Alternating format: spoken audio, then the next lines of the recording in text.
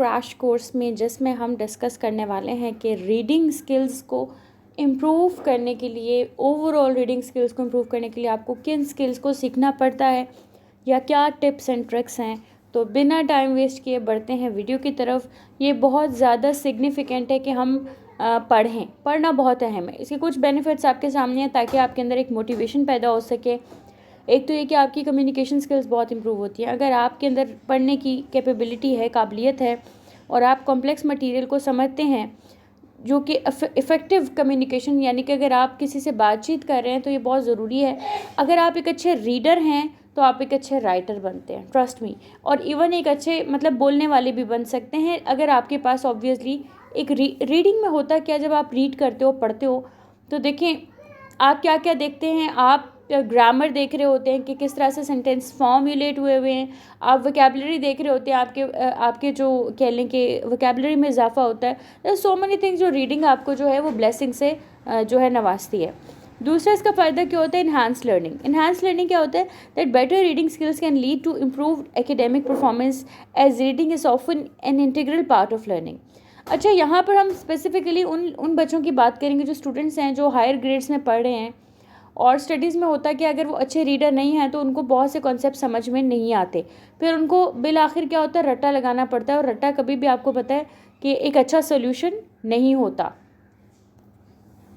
तीसरी चीज़ क्या है, इंक्रीज्ड नॉलेज। यहाँ पर हम बेसिकली बात कर रहे हैं एडवांस्ड रीडिंग स्किल्स से मुतालिक, यानी कि रीडिंग स्किल का एक जो बेसिक लेवल था हमने इससे पिछले लेसन में कवर किया, जहाँ पे हमने सिंपल एक रीडिंग कॉम्प्रिहेंशन की बात की।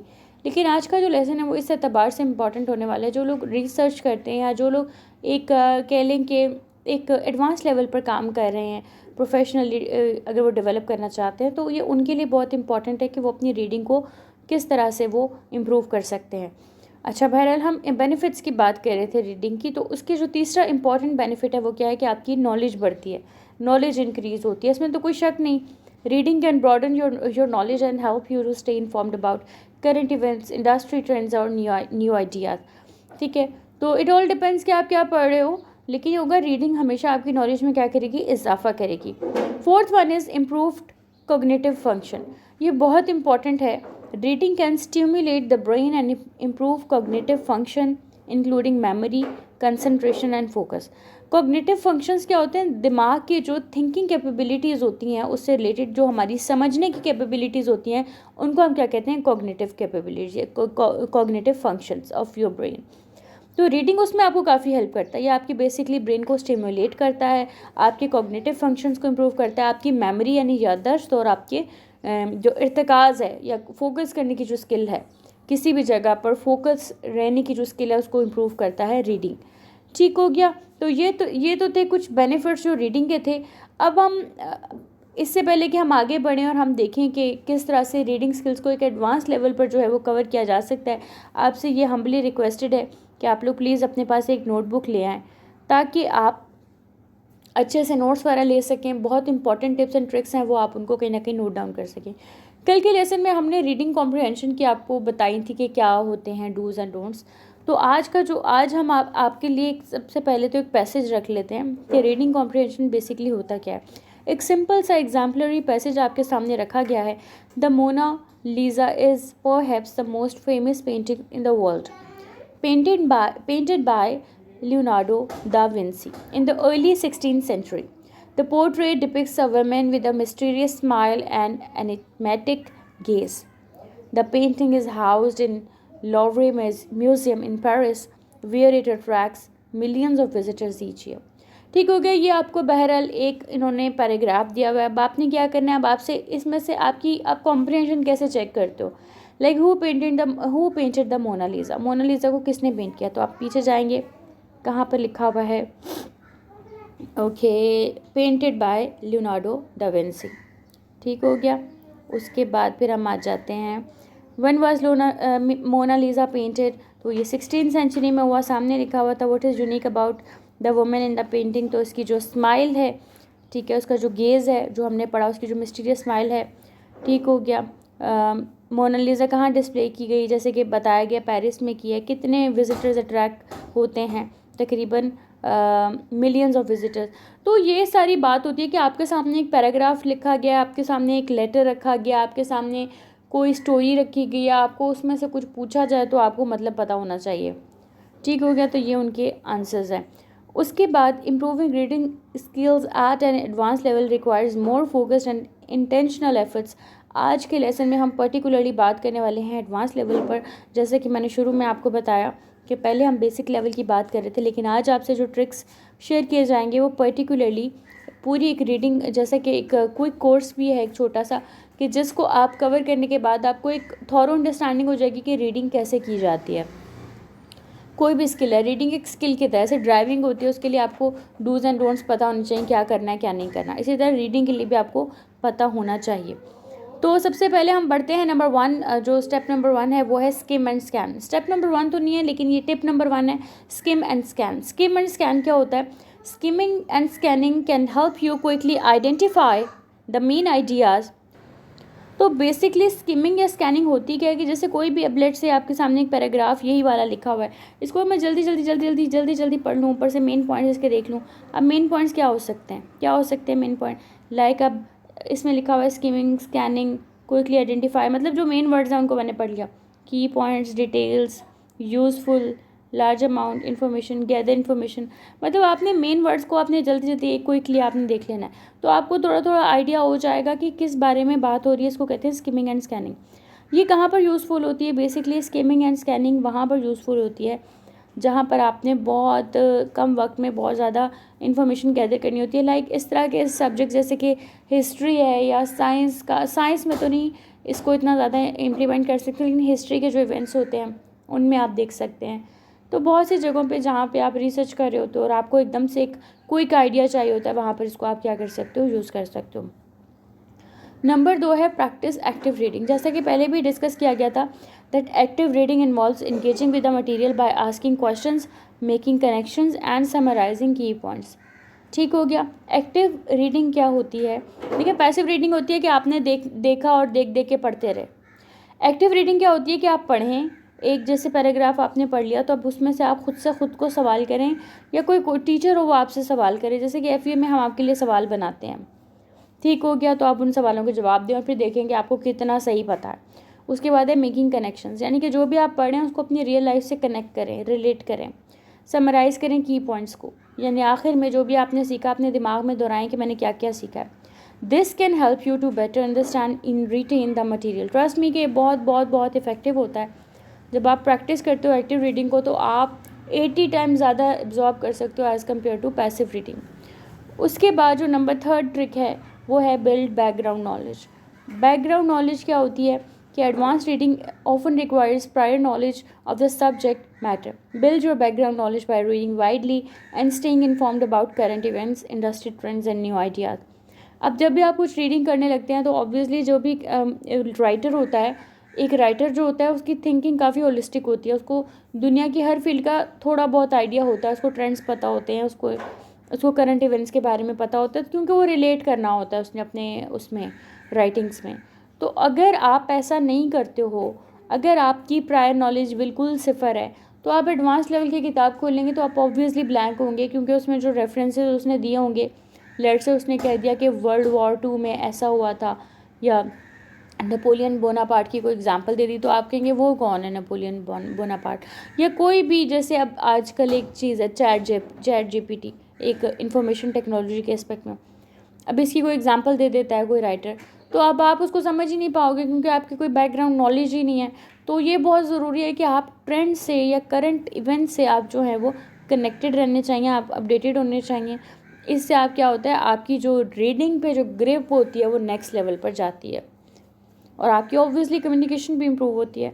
उसके बाद है 4th, you have to focus on context. Advance reading often involves complex vocabulary and sentence structure. Use the context of the text to help you understand unfamiliar words और concepts. ये तो आप लोग ऑटोमेटिकली बिना कहे भी करते हैं। आपने कोई नॉवल पढ़ा होगा इंग्लिश में, कोई स्टोरी पढ़ी होगी, तो उसमें कुछ वर्ड्स होते हैं जिनके आपको मीनिंग नहीं आ रहे होते हैं, ठीक है, लेकिन कॉन्टेक्चुअल मीनिंग आप निकाल लेते हैं कि इस लफ्ज़ का मतलब यही होगा, ठीक है, और वो अक्सर और बेशतर वो ठीक होता है। तो आपने कॉन्टेक्स्ट पे फोकस करना होता है कि बहुत सारे मतलब पैराग्राफ पढ़ते हुए ज़्यादातर का मीनिंग अगर आपको आता हो तो जो अननोन वर्ड्स हैं उनका मीनिंग भी आपको ऑटोमेटिकली समझ आता है कि इसका मतलब या तो ये होगा या इससे करीबी कोई मतलब होगा। उसके बाद है टेक नोट्स। जैसे कि अभी वीडियो के स्टार्ट में आपसे कहा गया कि आपने नोट्स लेने हैं। नोट्स लेना बहुत इंपॉर्टेंट प्रैक्टिस है। क्यों? क्योंकि अब देखें इसमें फ़ायदा क्या होता है। इसमें ये फ़ायदा होता है कि जब आप लिखते हैं आपके हाथों में जो सेंसरी न्यूरॉन्स होते हैं, जो आपके नर्व सेल्स होते हैं, वहाँ पर क्या होता है कि इन्फॉर्मेशन दर्ज होती है। आप टच करके सीखते हो, किनेस्थेटिक लर्निंग कहते हैं उसको। आप टच करते हो, आप लिखते हो, तो वो इन्फॉर्मेशन आपके माइंड में सिंक इन करती है, आपके सबकॉन्शियस माइंड में। ठीक हो गया। और आप उसको बहुत लॉन्ग टर्म में याद रख सकते हो। एक्टिव रीडिंग कहलाती है। जब आप नोट्स लेते हो, इंपॉर्टेंट पॉइंट्स लिखते हो, तो आपके जहन में एक पैटर्न बन जाता है। तो it can help you to better understand and retain the material. You can use a variety of note taking methods such as summarizing, outlining and highlighting key points. आप कोई सी भी टेक्निक के ज़रिए जो है वो नोट टेकिंग कर सकते हैं। लाइक आप समराइज़ करके समरी लिख लें, या आप आउटलाइन कर लें, आउटलाइन बना लें, जैसे कि आपको सिखाई गई थी ऐसे में कि सब टॉपिक्स मतलब छोटे छोटे पॉइंट्स में लिख लें, या फिर की पॉइंट्स को हाईलाइट कर लें अपनी बुक में या जहाँ पर भी आप पढ़ रहे हैं। उसके बाद जो 6th टिप है वो है रीड एक्टिवली एंड क्रिटिकली। ये बहुत ज़रूरी है।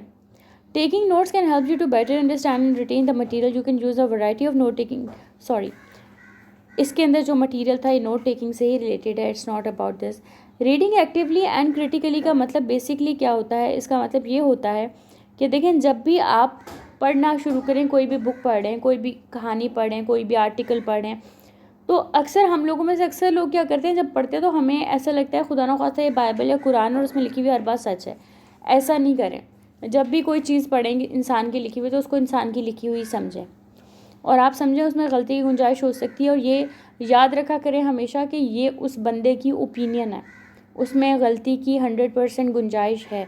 तो जब आप क्रिटिकली देखेंगे, आप कहेंगे नहीं मैं एग्री नहीं करता, तो उससे क्या होगा कि आप एक तरह से एक लेवल की आपकी इन्वॉल्वमेंट होगी बहुत ज़्यादा। उस लेट से कोई आर्टिकल आप पढ़ते हैं या कोई टॉक शो आप देख रहे हैं, जो कि चलें उर्दू में भी है, तो अक्सर आपने देखा है कि कुछ लोगों के साथ आप अग्री कर रहे होते हैं, कुछ लोगों के साथ नहीं कर रहे होते। तो इस चीज़ को, इस असूल को अपनाएं। अग्री हमेशा नहीं करना होता, जो और हमेशा अग्री ना करने को क्रिटिकली सोचना कहते हैं। क्रिटिकली सोचना ये होता है कि अपनी ओपिनियन बीच में रखें, मतलब उसकी जो बात वो कह रहा है उसको एज इट इज़ आपने एक्सेप्ट नहीं कर लेना कि बिल्कुल ठीक है। ठीक हो गया। तो जब भी आप कोई पीस ऑफ राइटिंग या आपको कोई रिपोर्ट दी जाती है, आपको लेट से जॉब डिस्क्रिप्शन दी जाती है टीचर्स को, या कहीं पर भी आप नौकरी के लिए चाहते हैं, तो आप जल्दी जल्दी उनकी शिकों को पढ़ते हैं और आप नीचे साइन कर देते हैं। और कुछ लोग तो पढ़ते भी नहीं है, कहते हैं ठीक ही लिखा होगा। लेकिन आप उसको एक्टिवली पढ़ें, उसको देखें। उसमें हो सकता है कि कोई बेनिफिट्स ना हो, या कोई ऐसी चीज़ हो जो आपके उसको लाइक करती हो, क्लैश करती हो। मतलब there are so many things आपको एक्टिवली पढ़नी चाहिए। तो जजमेंटल होना पड़ता है पॉजिटिव वे में, क्रिटिकली आपने देखना है। इससे क्या होगा, आपकी रीडिंग स्किल्स नेक्स्ट लेवल पर जाएंगी। Read with a purpose. With a purpose यानी कि आपके जहन में एक मकसद होना चाहिए। जब भी आप कुछ पढ़ रहे हैं, ऐसे नहीं बेदिली से आपने कुछ भी उठाया और पढ़ना शुरू कर दिया। ठीक हो गया। तो आपको पता होना चाहिए कि आप ये अगर कोई पर्टिकुलर सब्जेक्ट पढ़ रहे हैं, पर्टिकुलर आप कोई ऐसे पढ़ रहे हैं, आर्टिकल पढ़ रहे हैं, तो आपका मकसद क्या है? आपने कोई इन्फॉर्मेशन लेनी है, या आप अपनी दलील को स्ट्रॉन्ग करना चाह रहे हैं, या फिर सिंपली आप टेक्स्ट को एंजॉय करना चाह रहे हैं। हो सकता है कि आप स्टोरी पढ़ के एंजॉय करना चाह रहे हो। तो आपको बेसिकली पता होना चाहिए आपका मकसद उसका पढ़ने का, उसको राइटिंग को पढ़ने का क्या है। ठीक हो गया। इन्फॉर्मेशन कलेक्ट करना है तो आपको पता होगा, आप साथ साथ हाईलाइट करते जाएंगे। और जैसे कि अब इस लेसन से आपका मकसद क्या है, आपने इन्फॉर्मेशन कलेक्ट करनी है, उस इन्फॉर्मेशन को अपने रियल लाइफ में आपने अप्लाई करना है, ताकि आप इंग्लिश रीडिंग को बहुत ज़्यादा अच्छे से इम्प्रूव कर सकें। तो इसी तरीके से आपको कॉन्टेक्स्ट पता होना चाहिए कि आप किस कॉन्टेक्स्ट में, किस पर्पज़ से आप किसी चीज़ को पढ़ रहे हैं, रीड कर रहे हैं। ठीक हो गया। तो जितना ज़्यादा आप क्लियर होंगे अपने मकसद को लेकर, आप उतने ज़्यादा फोकस्ड होंगे और उतने ज़्यादा मटेरियल के साथ क्या होंगे, इंगेज्ड होंगे। यानी कि उतने ज़्यादा आप इन्वॉल्व होंगे, और जितने ज़्यादा आप इन्वॉल्व होंगे उतनी ज़्यादा आपकी रीडिंग स्किल्स जो होंगी वो क्या हो जाएंगी, पॉलिश हो जाएंगी। आखिर में ये चीज़ है that improving reading skills at an advance level requires more intentional and focused efforts. और जैसा कि हमने शुरू में भी बात की थी कि सिर्फ़ और सिर्फ मतलब एक बात सुन लीजिए, अब आपको ये सारा बताया गया, अब रीडिंग के मुतालिक सारी की सारी आपको A to Z जो है उसकी समरी बता दी कि क्या टेक्निक्स हैं, आप इसकी मन स्कैन कर सकते हो। आपका पर्पस क्लियर होना चाहिए। ठीक हो गया।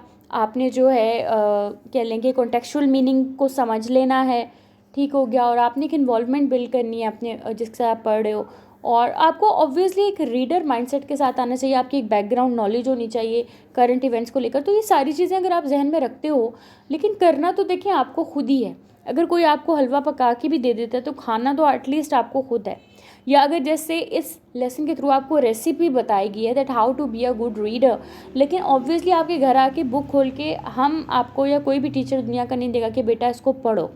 पढ़ना बाय द एंड आप ही को। तो it all depends on your नियत और इंटेंशन, कि आप कितने ज़्यादा आपकी इंटेंशन अच्छी है और आप वाकई में पढ़ना चाहते हैं और एक अच्छा रीडर बनना चाहते हैं, अपनी कम्युनिकेशन को इम्प्रूव करना चाहते हैं, अपने कॉन्फिडेंस को इम्प्रूव करना चाहते हैं। और बाय द एंड अगर आप कोई भी किसी किस्म के एग्ज़ाम में अपीयर होने वाले हैं या कुछ भी ऐसा है जो आप परसू करना चाहते हैं, तो इंशाल्लाह उसमें आप कामयाब हो जाएं। अपना बहुत सारा ख्याल रखिएगा। अल्लाह हाफ़िज़।